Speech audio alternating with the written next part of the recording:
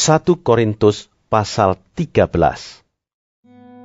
Sekalipun aku dapat berkata-kata dengan semua bahasa manusia dan bahasa malaikat, tetapi jika aku tidak mempunyai kasih, aku sama dengan gong yang berkumandang dan canang yang gemerincing.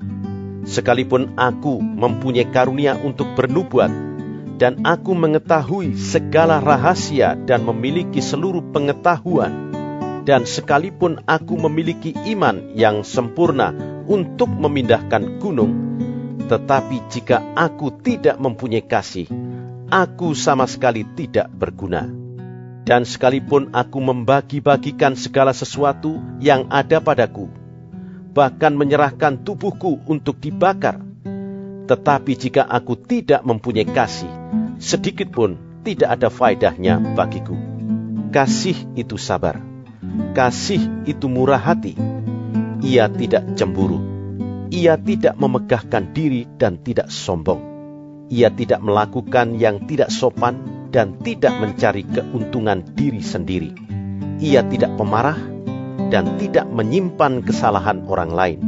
Ia tidak bersuka cita karena ketidakadilan, tetapi karena kebenaran.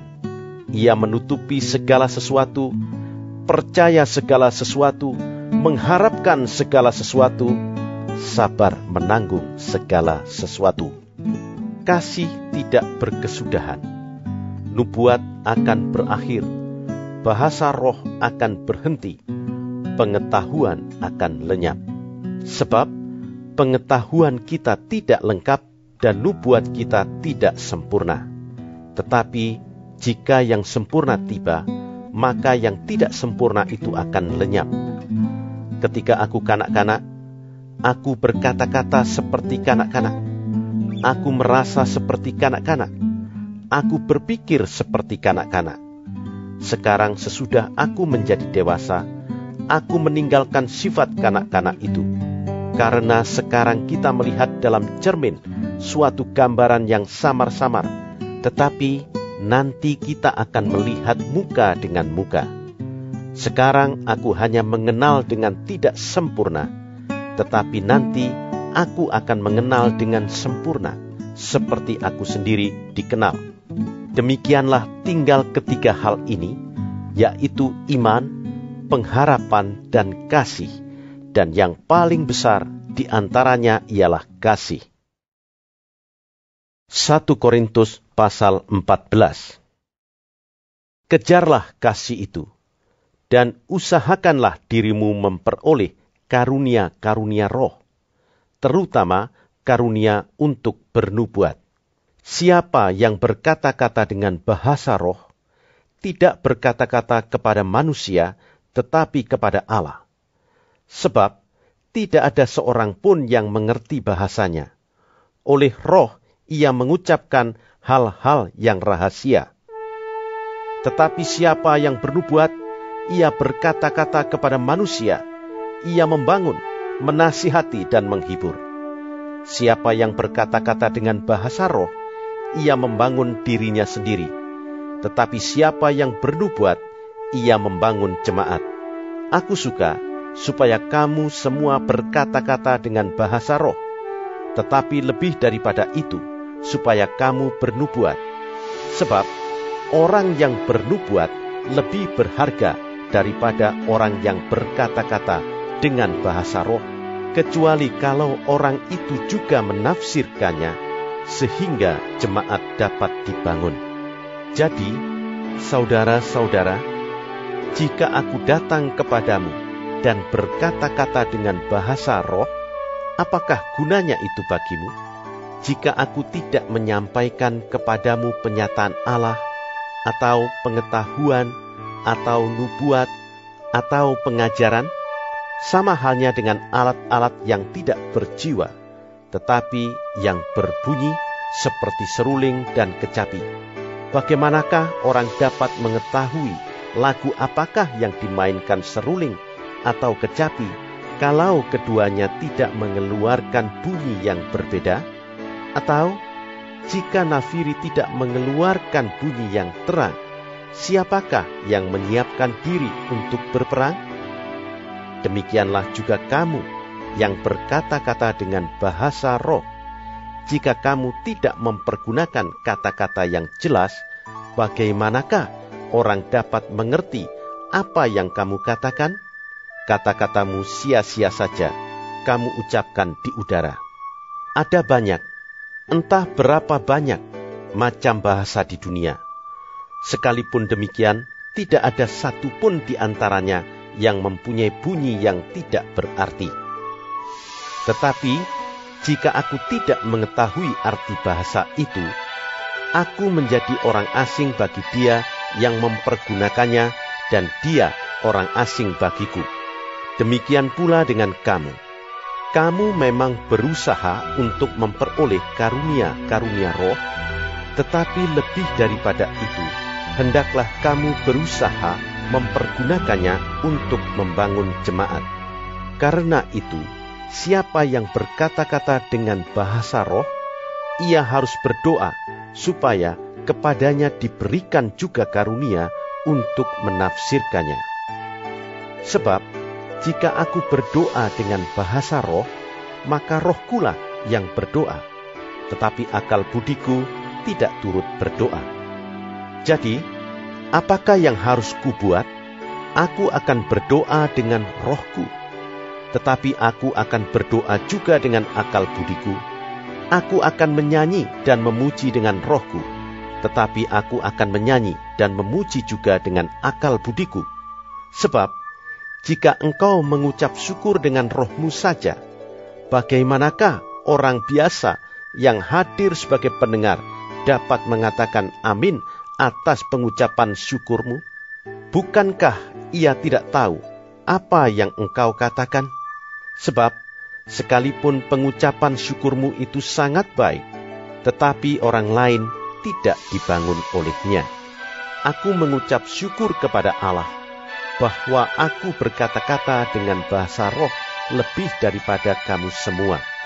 Tetapi dalam pertemuan jemaat, aku lebih suka mengucapkan 5 kata yang dapat dimengerti untuk mengajar orang lain juga, daripada beribu-ribu kata dengan bahasa roh.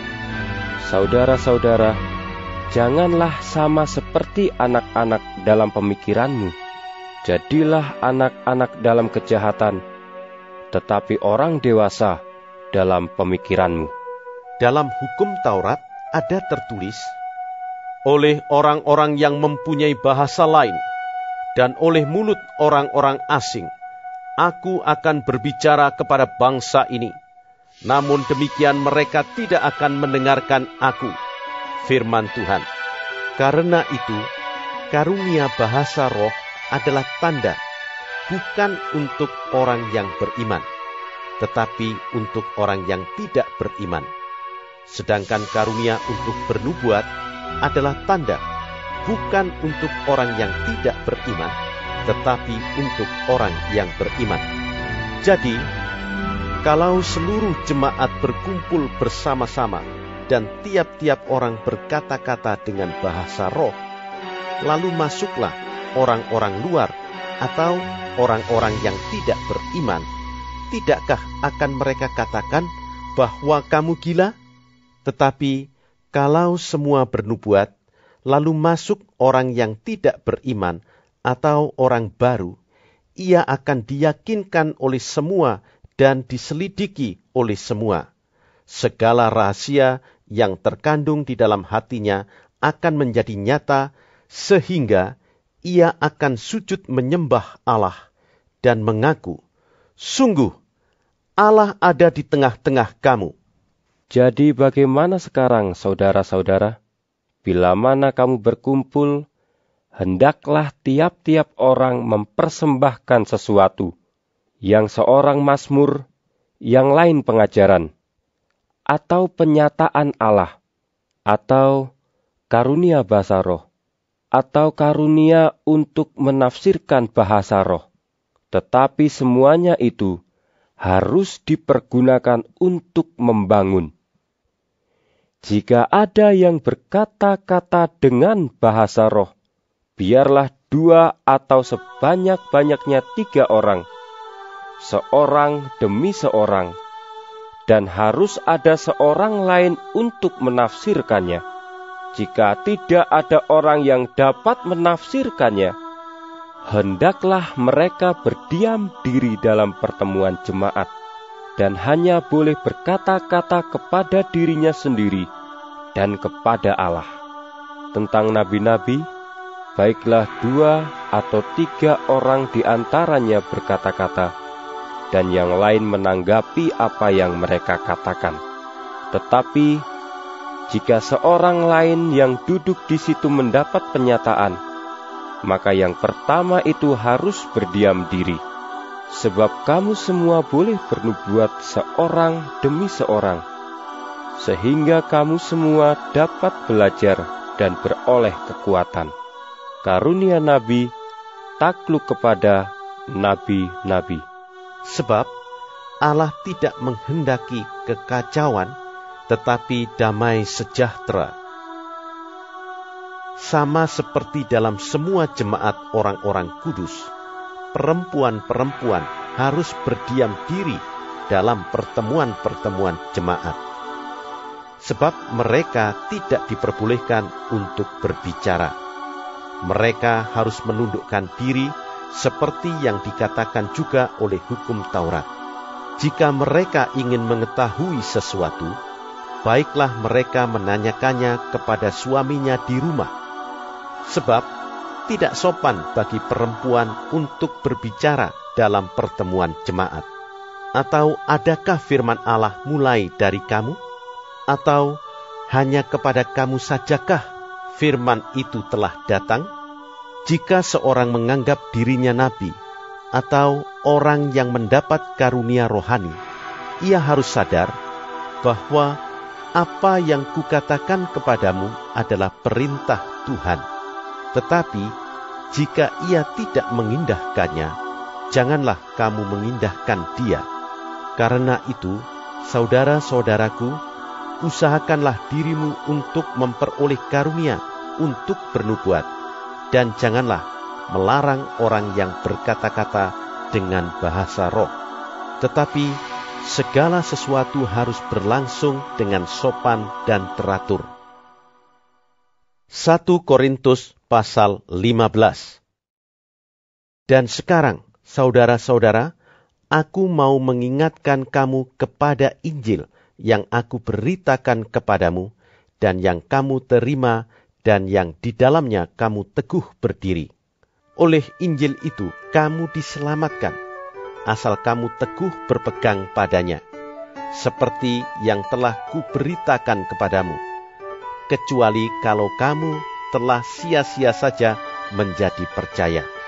Sebab yang sangat penting telah kusampaikan kepadamu, yaitu apa yang telah kuterima sendiri, ialah bahwa Kristus telah mati karena dosa-dosa kita sesuai dengan kitab suci, bahwa ia telah dikuburkan, dan bahwa ia telah dibangkitkan pada hari yang ketiga sesuai dengan kitab suci, bahwa ia telah menampakkan diri kepada Kefas dan kemudian kepada ke-12 muridnya.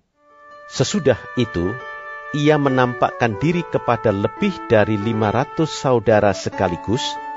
Kebanyakan dari mereka masih hidup sampai sekarang, tetapi beberapa di antaranya telah meninggal.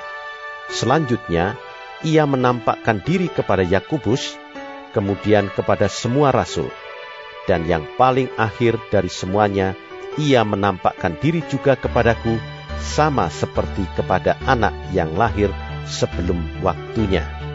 Karena aku adalah yang paling hina dari semua rasul, bahkan tidak layak disebut rasul, sebab aku telah menganiaya jemaat Allah. Tetapi karena kasih karunia Allah, aku adalah sebagaimana aku ada sekarang, dan kasih karunia yang dianugerahkannya kepadaku tidak sia-sia. Sebaliknya, aku telah bekerja lebih keras daripada mereka semua, tetapi bukannya aku, melainkan kasih karunia Allah yang menyertai aku. Sebab itu, baik aku maupun mereka, demikianlah kami mengajar, dan demikianlah kamu menjadi percaya. Jadi, bila mana kami beritakan bahwa Kristus dibangkitkan dari antara orang mati, bagaimana mungkin ada di antara kamu yang mengatakan bahwa tidak ada kebangkitan orang mati? Kalau tidak ada kebangkitan orang mati, maka Kristus juga tidak dibangkitkan. Tetapi, andai kata Kristus tidak dibangkitkan, maka sia-sialah pemberitaan kami, dan sia-sialah juga kepercayaan kamu. Lebih daripada itu, kami ternyata berdusta terhadap Allah, karena tentang Dia kami katakan bahwa Ia telah membangkitkan Kristus, padahal Ia tidak membangkitkannya. Kalau andai kata benar bahwa orang mati tidak dibangkitkan. Sebab, jika benar orang mati tidak dibangkitkan, maka Kristus juga tidak dibangkitkan. Dan jika Kristus tidak dibangkitkan, maka sia-sialah kepercayaan kamu, dan kamu masih hidup dalam dosamu. Demikianlah binasa juga orang-orang yang mati dalam Kristus. Jikalau kita hanya dalam hidup ini saja menaruh pengharapan pada Kristus, maka kita adalah orang-orang yang paling malang dari segala manusia. Tetapi yang benar ialah bahwa Kristus telah dibangkitkan dari antara orang mati sebagai yang sulung dari orang-orang yang telah meninggal. Sebab, sama seperti maut datang karena satu orang manusia, demikian juga kebangkitan orang mati datang karena satu orang manusia. Karena sama seperti semua orang mati dalam persekutuan dengan Adam, demikian pula semua orang akan dihidupkan kembali dalam persekutuan dengan Kristus. Tetapi tiap-tiap orang menurut urutannya. Kristus sebagai buah sulung, sesudah itu mereka yang menjadi miliknya pada waktu kedatangannya. Kemudian tiba kesudahannya, yaitu bila mana ia menyerahkan kerajaan kepada Allah Bapa, sesudah ia membinasakan segala pemerintahan, kekuasaan, dan kekuatan. Karena ia harus memegang pemerintahan sebagai raja sampai Allah meletakkan semua musuhnya di bawah kakinya. Musuh yang terakhir yang dibinasakan ialah maut, sebab segala sesuatu telah ditaklukkannya di bawah kakinya. Tetapi kalau dikatakan bahwa segala sesuatu telah ditaklukkan, maka teranglah bahwa ia sendiri yang telah menaklukkan segala sesuatu di bawah kaki Kristus itu tidak termasuk di dalamnya. Tetapi kalau segala sesuatu telah ditaklukkan di bawah Kristus, maka ia sendiri sebagai anak akan menaklukkan dirinya di bawah Dia yang telah menaklukkan segala sesuatu di bawahnya, supaya Allah menjadi semua di dalam semua. Jika tidak demikian, apakah faedahnya perbuatan orang-orang yang dibaptis bagi orang mati? Kalau orang mati sama sekali tidak dibangkitkan, mengapa mereka mau dibaptis bagi orang-orang yang telah meninggal? Dan kami juga, mengapakah kami setiap saat membawa diri kami ke dalam bahaya? Saudara-saudara, tiap-tiap hari aku berhadapan dengan maut.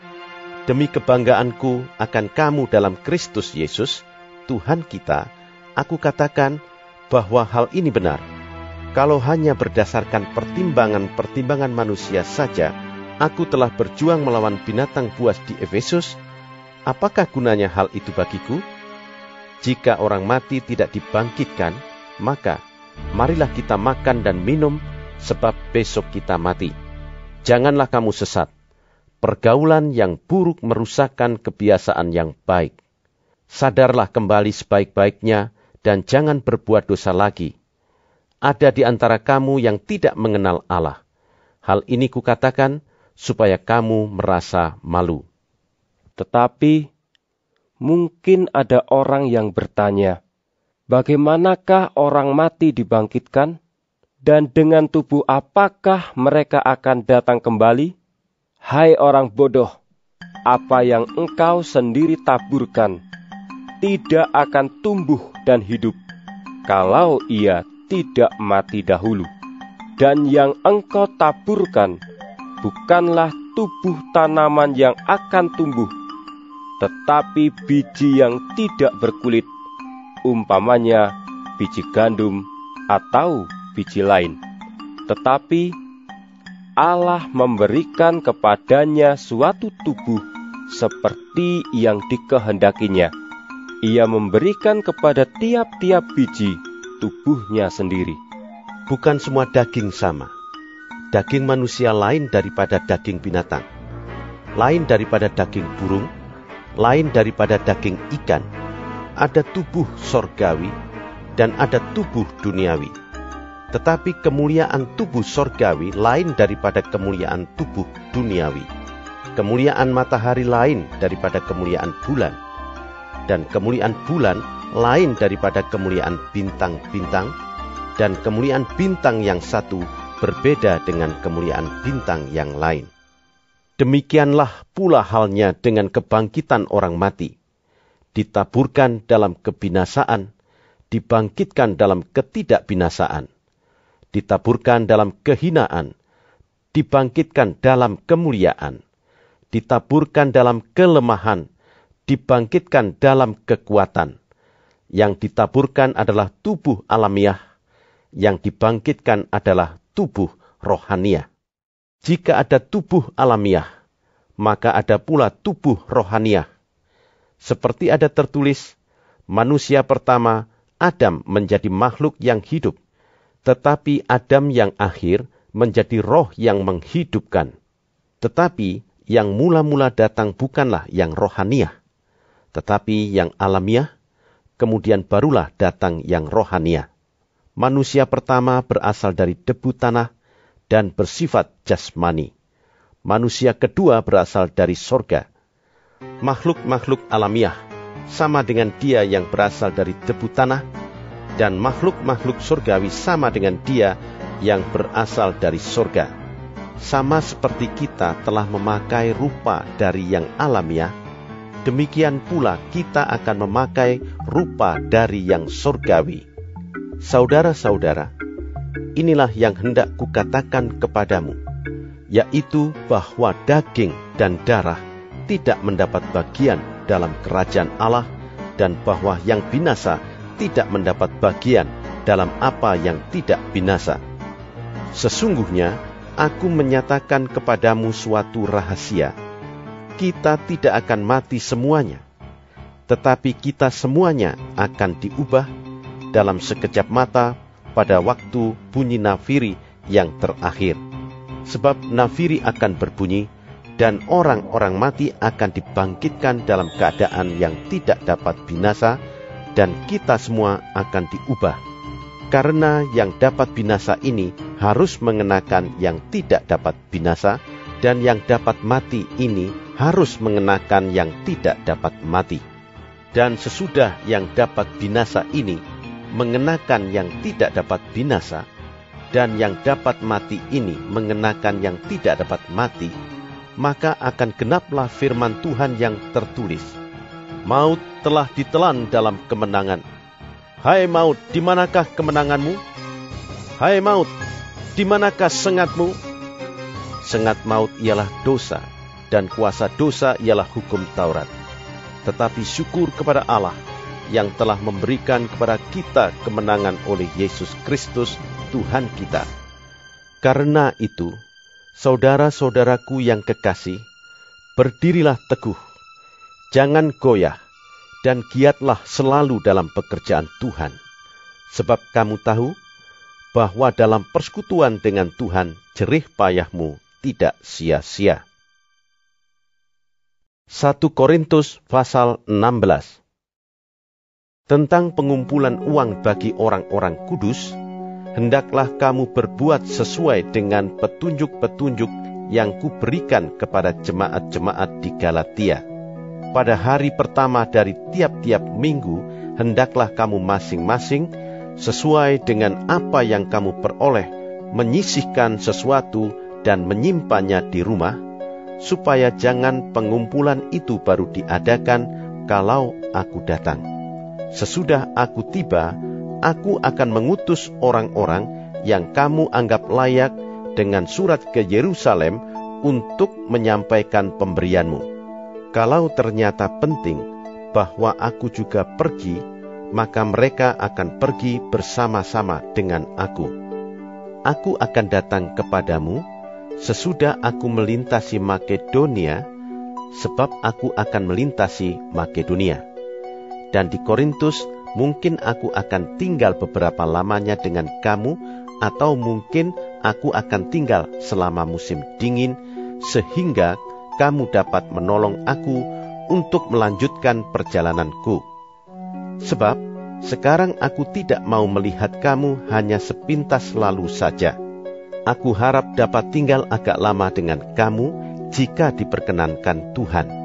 Tetapi aku akan tinggal di Efesus sampai hari raya Pentakosta, sebab di sini banyak kesempatan bagiku untuk mengerjakan pekerjaan yang besar dan penting, sekalipun ada banyak penentang. Jika Timotius datang kepadamu, usahakanlah supaya ia berada di tengah-tengah kamu tanpa takut, sebab ia mengerjakan pekerjaan Tuhan sama seperti aku.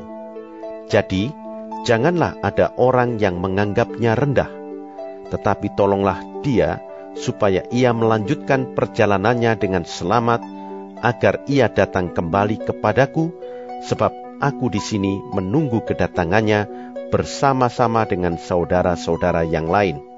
Tentang saudara Apolos, telah berulang-ulang aku mendesaknya untuk bersama-sama dengan saudara-saudara lain mengunjungi kamu, tetapi ia sama sekali tidak mau datang sekarang. Kalau ada kesempatan baik nanti, ia akan datang. Berjaga-jagalah, berdirilah dengan teguh dalam iman, bersikaplah sebagai laki-laki, dan tetap kuat. Lakukanlah segala pekerjaanmu dalam kasih. Ada suatu permintaan lagi kepadamu, saudara-saudara. Kamu tahu bahwa Stefanus dan keluarganya adalah orang-orang yang pertama-tama bertobat di Akhaya, dan bahwa mereka telah mengabdikan diri kepada pelayanan orang-orang kudus. Karena itu, taatilah orang-orang yang demikian, dan setiap orang yang turut bekerja dan berjerih payah.